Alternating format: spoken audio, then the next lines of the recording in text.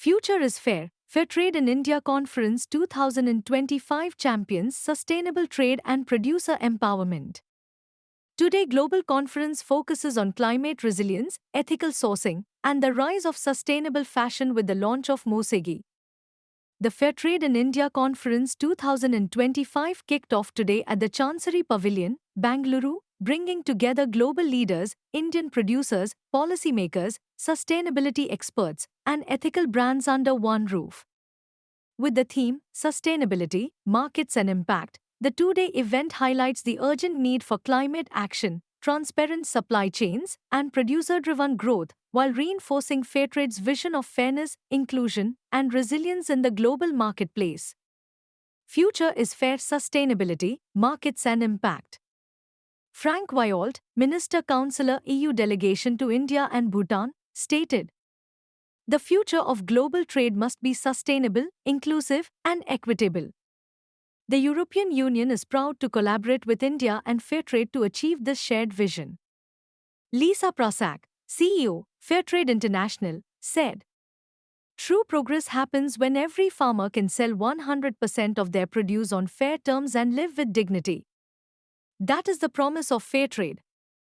Abhishek Jani, CEO, Fairtrade India Project, shared, "Fairtrade in India is on a growth trajectory, with Fairtrade fashion sales doubling and one garment sold every minute.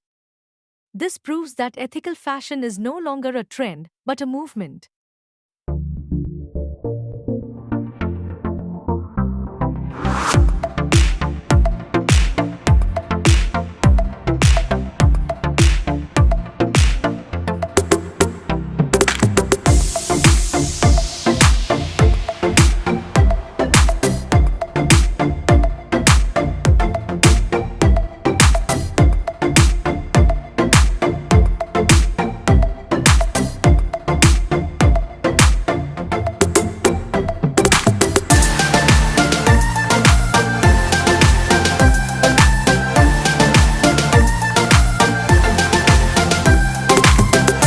Good morning. My name is Abhishek Jani and I'm the CEO of Fairtrade India Project.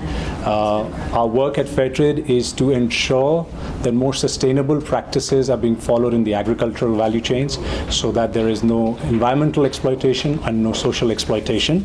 And in return, we work with farmers to ensure that they get a better price and a better livelihood. Today, we are meeting here at the second National Fairtrade in India Conference and Recognition event being held at the Chancery Pavilion in Bangalore. It is incredible to see the energy. We have had a resounding response. At the first conference, we had about 150 delegates. This time around, we have more than 250 delegates who have registered. So that shows that there is a lot of growth. A lot of people are interested to understand about it. The opening plenary session actually had our distinguished guests coming from Europe. So we had the CEO of Max Havelaar France, who was also at the plenary. We had executive board member from Fairtrade Germany. We also had our Fairtrade International CEO, Ms. Lisa Prasak, who was here. And importantly, we had Minister Counselor Frank Violt from the European Union delegation. So it was a pretty high-powered panel, along with the representation from India coming from Ms. Bindu, who's the CEO of Fairtrade NAP, and myself from Fairtrade India. The discussions at the opening plenary were quite insightful. They showed that there is a huge relevance to the Fairtrade work in India in the context of climate change, in the context of the global trade issues which are happening and which are affecting farmers across India and the world. And Fairtrade provides a vehicle through which sustainable practices can be followed and businesses are then able to access international markets on more sustainable basis and also create a market in India. In India, actually, we're seeing that the Fairtrade market is growing by leaps and bounds. Over the last 2 years, the Fairtrade markets has grown by more than 3 times. In 2022, the Fairtrade market size was around 23-24 crore.